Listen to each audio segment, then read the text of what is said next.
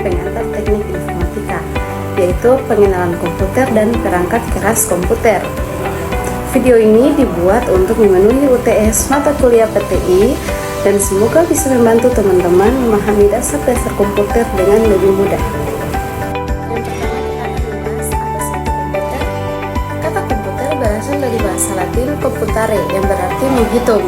Pada awalnya, komputer hanya digunakan sebagai alat hitung sederhana, tetapi sekarang komputer telah berkembang menjadi mesin elektronik canggih yang bisa mengolah data, menjalankan program, menampilkan informasi, bahkan membantu kita berkomunikasi. Komputer telah berkembang dari generasi 1 sampai hingga generasi kelima. Generasi 1 menggunakan tabung vakum dan berukuran sangat besar. Yang kedua, menggunakan transistor sehingga lebih kecil dan lebih cepat. Generasi ketiga memakai integrated circuit atau IC. Yang generasi keempat memakai mikroprosesor. Komputer menjadi jauh lebih murah dan efisien. Generasi kelima yang kita gunakan sekarang sudah menggunakan teknologi modern seperti Artificial Intelligence atau AI dan IoT dan sistem otomatis yang lebih cerdas. Ada pula komponen utama komputer. Komputer tersusun dari 3 komponen besar. Yang pertama, hardware, perangkat keras yang bisa dilihat dan disentuh. Yang kedua, software, program yang mengatur cara kerja komputer. Dan yang terakhir untuk tahun ketiga, brainware, manusia yang mengoperasikan komputer.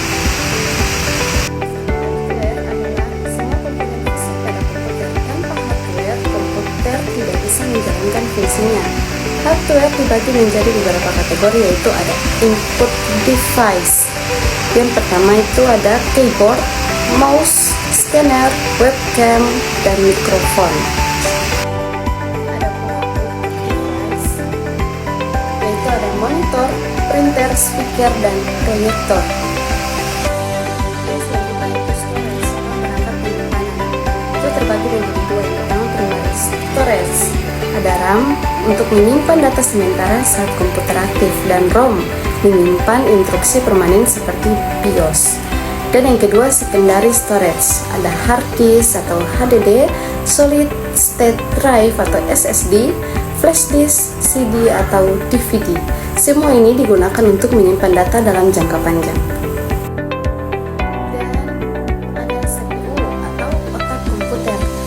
CPU adalah komponen paling penting. Di dalamnya terdapat ALU yang melakukan perhitungan dan operasi logika. Yang kedua, control unit yang mengatur jalannya instruksi. Dan yang ketiga, register, yaitu penyimpanan kecil berkecepatan tinggi. Semua perintah yang kita berikan diproses dulu di CPU. Dan ada tempat berbagai komponen komputer dipasang. Selain itu ada juga power supply, slot ekspansi, port USB, GPU untuk grafis, dan berbagai perangkat tambahan lain yang mendukung kinerja komputer. Perangkat lunak atau software. Pertama, mari kita pahami apa itu perangkat lunak. Perangkat lunak adalah program atau instruksi yang membuat komputer bisa menjalankan perintah dari pengguna. Tanpa software, komputer hanya menjadi perangkat keras yang tidak bisa melakukan apa-apa.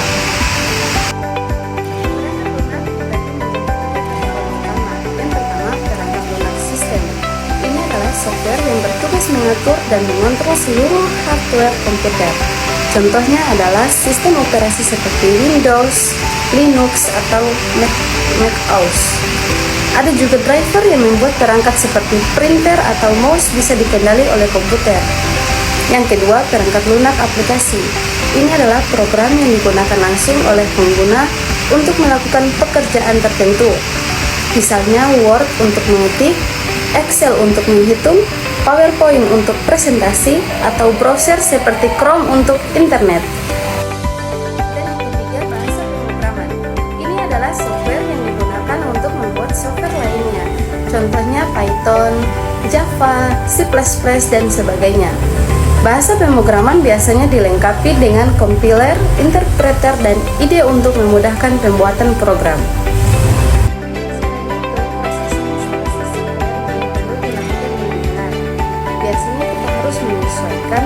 software dengan sistem operasi, mengikuti panduan instalasi, dan melakukan update agar aplikasi tetap aman dan optimal saat digunakan.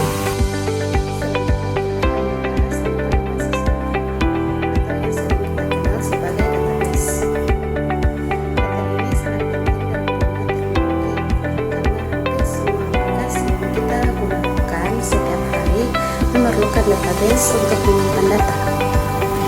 Baik, sekarang kita langsung saja masuk ke dalam pembahasannya.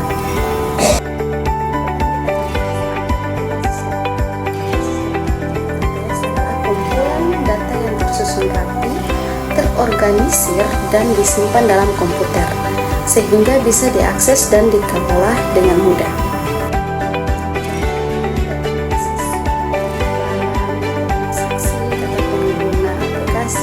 Semuanya disimpan dalam database. Tujuan utama dari basis data adalah menyediakan data yang akurat, konsisten, mudah dicari, dan aman. Kenapa basis data itu penting?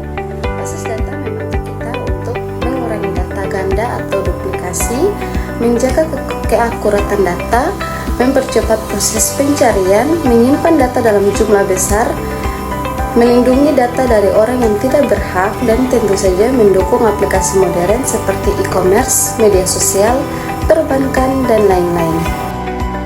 Dalam sebuah database terdapat beberapa komponen penting. Yang pertama, ada data. Ini adalah informasi yang disimpan, misalnya nama, alamat, nomor telepon, atau harga barang. Yang kedua, ada hardware. Ini adalah perangkat fisik seperti komputer, server, hard disk, dan jaringan. Yang ketiga, software, yaitu DBMS. DBMS atau Database Management System adalah software untuk mengatur database. Dan yang keempat, user atau pengguna. Ada administrator database, programmer, dan pengguna biasa yang hanya memakai aplikasi. Model hierarki. Struktur datanya seperti pohon, ada parent dan child. Yang kedua, model jaringan. Mirip hierarki tapi lebih fleksibel karena satu data bisa punya banyak hubungan. Yang ketiga, model relasional. Ini adalah model yang paling sering dipakai. Datanya disimpan dalam bentuk tabel dan kita menggunakan bahasa SQL untuk mengolah informasi.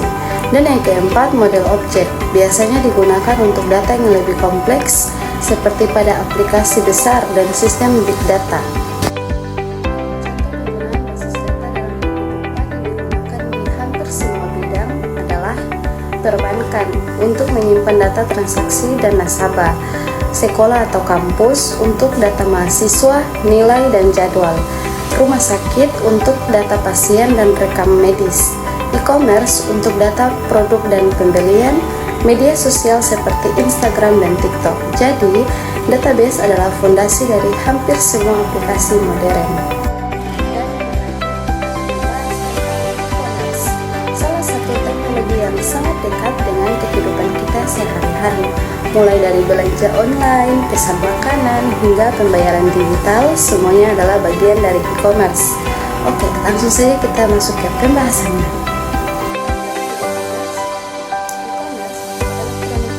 Adalah proses jual beli barang dan jasa yang dilakukan secara online melalui internet.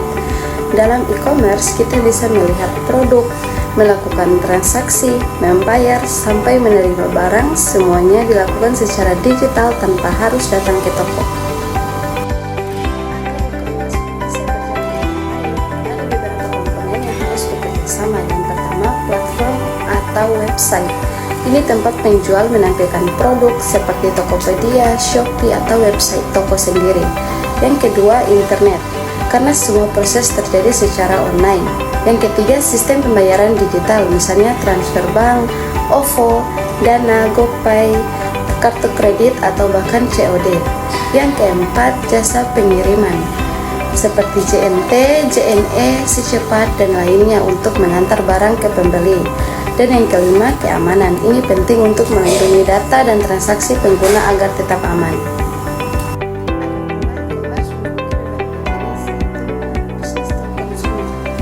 Bisnis penjualan langsung ke konsumen, contohnya Shopee dan Lazada. bisnis to bisnis, transaksi antar perusahaan, misalnya perusahaan software menjual layanan ke perusahaan lain. Consumer to consumer, transaksi antar individu melalui platform tertentu, contohnya Facebook Marketplace. Dan yang terakhir, consumer to business, individu memberikan barang atau jasa ke perusahaan, misalnya freelance design.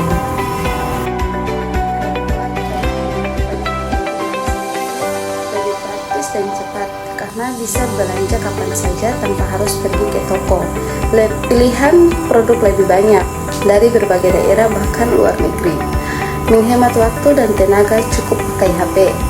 Bagi penjual e-commerce, mengurangi biaya toko fisik, jangkauan pasar jauh lebih luas.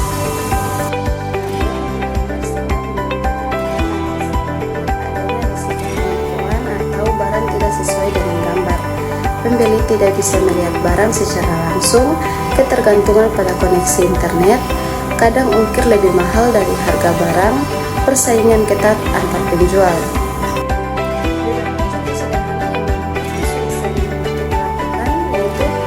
Belanja baju atau kebutuhan rumah melalui marketplace, pesan makanan lewat GoFood atau GrabFood, bayar tagihan dan top up pulsa lewat aplikasi digital, beli tiket kereta, bioskop, atau pesawat secara online, berjualan produk melalui TikTok Shop atau Instagram.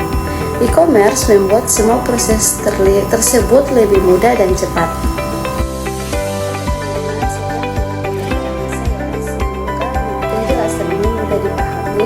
Dan bermanfaat untuk kita semua. Terima kasih sudah menonton dan sampai juga di tugas selanjutnya. Bye bye.